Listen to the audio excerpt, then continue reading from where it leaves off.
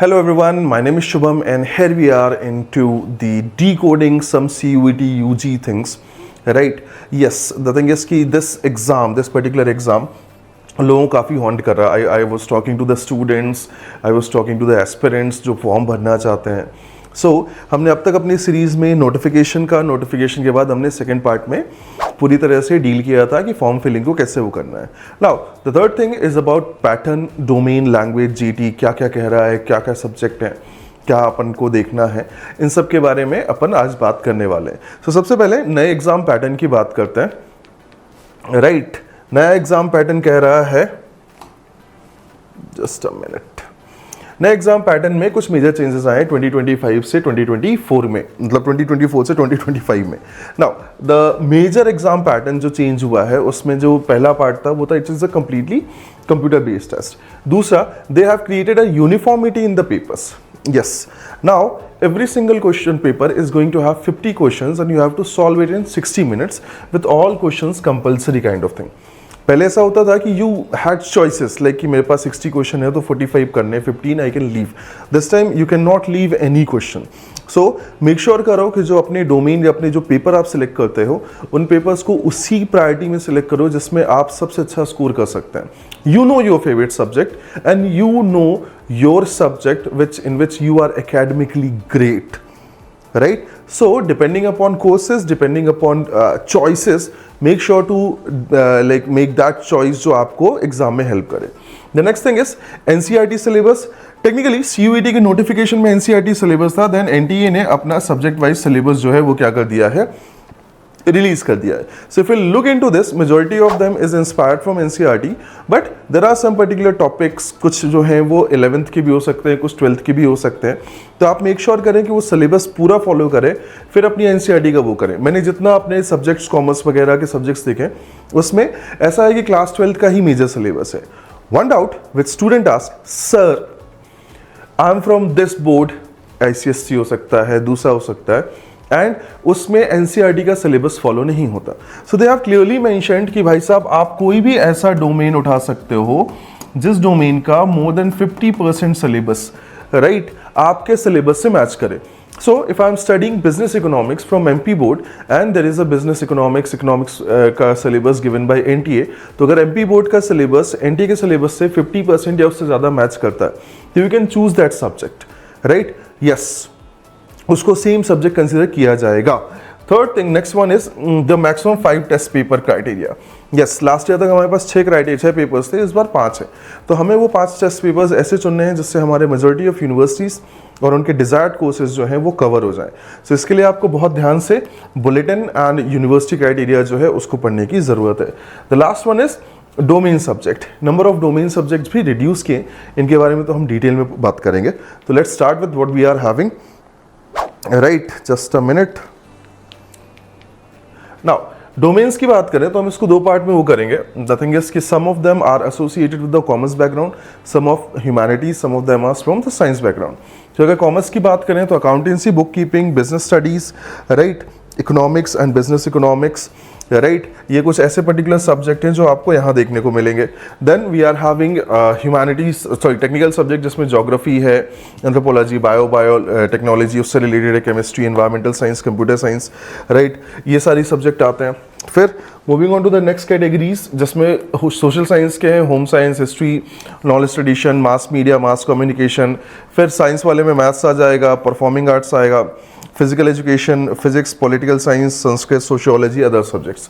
सो आप देखेंगे तो जो डोमेन सब्जेक्ट हैं, domain subjects are mix of history, humanities, commerce background and science background. From last 3-4 days जब से हम स्टूडेंट से बात कर रहे हैं, उनके डिजायर्ड कोर्सेज की बात कर रहे हैं, तो द गुड थिंग इज कि what ever CUET has mentioned कि भाई साहब आप जो हैं, आप irrespective of your class 12 stream आप सब्जेक्ट चूज करके डिजायर्ड कोर्स में एडमिशन ले सकते हो. And what ever universities has mentioned कि भाई साहब हमारा भी कुछ एलिजिबिलिटी क्राइटेरिया होगा. सो अगर CUET कहता है कि आप बिना 12th स्ट्रीम के एडमिशन ले सकते हो तो आपको यूनिवर्सिटी का क्राइटेरिया चेक करना होता है. यूनिवर्सिटीज़ ने इस लेवल पे आपको थोड़ा सा इंडिपेंडेंसी दी है कि आप इन जनरल अगर आप साइंस वाले उसके हो, बैकग्राउंड के हो, और आप कॉमर्स के उसमें लेना चाहते हो, I am not like going far, मैं डी का एक एग्जांपल ले लेता हूँ। तो डी का एक एग्जांपल में जो बी कॉम ऑनर्स का जो पर्टिकुलर वो है मैपिंग है, सब्जेक्ट मैपिंग है, ये कॉमर्स बैकग्राउंड के लिए भी ओपन है एंड कॉमर्स बैकग्राउंड के अलावा साइंस बैकग्राउंड के लिए ओपन है। The only thing is maths at that time becomes an important part. Yes, so अगर मैं बीकॉम ऑनर्स की बात करूं तो there is one particular thing कि जिसमें आप इंग्लिश लेना चाहोगे, अकाउंटेंसी लेना चाहोगे, फिर कोई 2 डोमेन लेना चाहोगे। अदर वन इज इंग्लिश, फिर आप अप्लाइड मैथ्स लो और कोई 2 डोमेन ले लो। तो अगर मैं साइंस का स्टूडेंट हूं और मुझे पता है कि मेरा मैथ्स अच्छा है, मैथ्स है मेरे उसमें अपने 12th क्लास सर्टिफिकेशन में, इंग्लिश है, तो I can choose physics chemistry as well. So yes, they have given those choices जहां पे commerce and apart from commerce stream दोनों एडमिशन ले सकते हैं। तो what you are suppose to understand कि आपको जो डोमेन चूज करने हैं वो अकॉर्डिंग टू द मैप ही चूज करने हैं, जिससे आपको ज्यादा प्रॉब्लम ना हो। राइट, सो मैपिंग समझो कोर्स की और उसके बाद फिर डोमेन लो। And domains are like number कम किए हैं, बट दैट डजंट मीन कि आपके जो सब्जेक्ट है 12th क्लास सर्टिफिकेशन में उससे आप दूर हो जाओगे, नहीं है, उसमें बराबर है। कुछ लोगों के डाउट थे कि इस बार हम कैसे करेंगे, आप बिल्कुल कर सकते हो। कुछ नहीं होगा तो एटलीस्ट 100 यूनिवर्सिटीज़, उनके कुछ 100 कोर्सेज तो मैंने मैप किए हैं स्टूडेंट्स के साथ बैठ के, and I can guarantee you कि 12th क्लास का स्ट्रीम और आपका डिजायर्ड कोर्स जो है, इसमें किसी भी तरीके से आपको वो नहीं होगा, प्रॉब्लम नहीं आएगी, if you have researched well and find out the correct domain. ठीक है, डोमेन के बाद बात करते हैं जीटी की। Yes, you know one of the student came to me and he was like, sir मैं बहुत परेशान हूँ, मुझे जीटी का समझ में नहीं आ रहा। जीटी रिलेटिवली मेरे को ऐसा लगता है बाकी सारी चीज़ों से ईजियर सब्जेक्ट है। राइट, जो आपको मुश्किल परेशानी में डालती है वो ये 2 टॉपिक डालते हैं जीटी के, जो है general knowledge and current affairs. Yes, आज का स्टूडेंट न्यूज़पेपर नहीं पढ़ना चाहता, आज का स्टूडेंट जनरलाइज्ड जो नॉलेज एक अवेयर सिटीजन के पास होना चाहिए वो नहीं लेना चाहता, इसलिए ये मुश्किल लगता है। But that's not like problem. Last जो 2 साल 3 साल के पेपर्स मैंने पढ़े हैं उसके हिसाब से they are asking those general knowledge static question जो क्लास 10th एनसीईआरटी के पहले का है, पहली चीज़। दूसरी चीज़, करंट अफेयर्स में भी वो बहुत सिंपल, क्या कहना चाहिए, अचीवमेंट बेस्ड क्वेश्चन होता है कि अगर कोई फीमेल एथलीट है जो कोई बड़ा इवेंट जीतती है, या फीमेल पर्टिकुलर राइटर हैं जो बड़ा वो जीते हैं, या अवार्ड्स हैं, या दूसरी चीज़ें हैं, उन सब के बारे में बात होती है। So they are not very particular, क्या कहना चाहिए, hard topic, they can be easily covered with the help of some general knowledge books and classes. Right, moving on, general mental ability, numerical ability, ये 2 particular topic ऐसे हैं जिनको हम quantitative aptitude बोलते हैं। सो आपने 10th के पहले का जो मैथ्स पढ़ा होगा उसी के एप्लीकेशन, जो क्वांटिटेटिव एप्टीट्यूड के एप्लीकेशन होते हैं, ये उसमें वहीं पे रहता है, वही पूछता है। Moving on to the last 2 one, these are known as LRDI। Yes, logical reasoning and data interpretation. दो डेटा इंटरप्रिटेशन के डायरेक्ट क्वेश्चन आज तक नहीं आए हैं इसमें, बट दे कैन आस्क, वो इस चीज़ को डिनाई हम नहीं कर सकते कि ये नहीं आएगा। There is nothing in any exam जिसको हम ये कहेंगे कि ये नहीं आएगा। सो दिस इज समथिंग जो आपको प्रिपेयर करना पड़ता है, राइट, एंड इट्स ईजियर क्योंकि लॉजिक हमेशा सिंपल होता है। Right, moving on to the last one which is languages. Now हम जब ये लैंग्वेज लिस्ट अप कर रहे थे 13 लैंग्वेजेस, तब हम ये कोशिश कर रहे थे कि हम लैंग्वेजेस के बारे में कितना जानते हैं। So for example Hindi, English is like, मैं चूंकि हिंदी बेल्ट से हूँ तो I know, right, apart from this I know these particular languages, और इनमें भैया को क्या बोलते हैं ये तो हमने ढूंढ लिया था।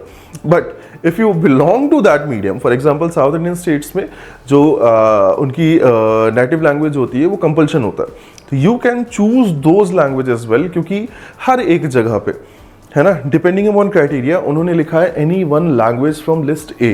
तो these are the list, if you are comfortable in Telugu, if you are comfortable in Odia, you can choose that particular language और उसका पेपर आप दे सकते हैं। Right, so this is about the 3 different sections जिसको आपको डील करना है। मेक श्योर करें कि 5 मैक्सिमम टेस्ट पेपर्स जो है उसकी बात हुई है, तो इन 5 पेपर्स को पूरी सावधानी से चुनें। और प्लीज़ ये मत करना कि चूंकि मेरे को एक्स यूनिवर्सिटी के एक कोर्स में लेना, उसमें तो 3 ही पेपर लगेंगे, तो आई ओनली फिल 3 पेपर्स। आप जितने ज़्यादा नंबर ऑफ टेस्ट पेपर वो करते हो, फिल करते हो, उतना ज़्यादा आपका अम्ब्रेला बड़ा होता है, उतना द यूनिवर्सिटीज़ एंड कोर्सेज जो हैं आपके अम्ब्रेला में आएंगी। तो मेक श्योर करो कि अगर 5 की लिमिट है, 5 पूरे यूज़ करो। ठीक है, so this is it from my side for decoding the new pattern, some subject domain etcetera etcetera. I will see in the next session, जिसमें हम बात करेंगे कि आप क्या कर सकते हैं, क्या एफर्ट डाल सकते हैं पढ़ने के लिए, और या क्या और पर्टिकुलर चीज़ें हो सकती हैं. So till then I wish you all your loved one and you good health, good mental health. See ya guys.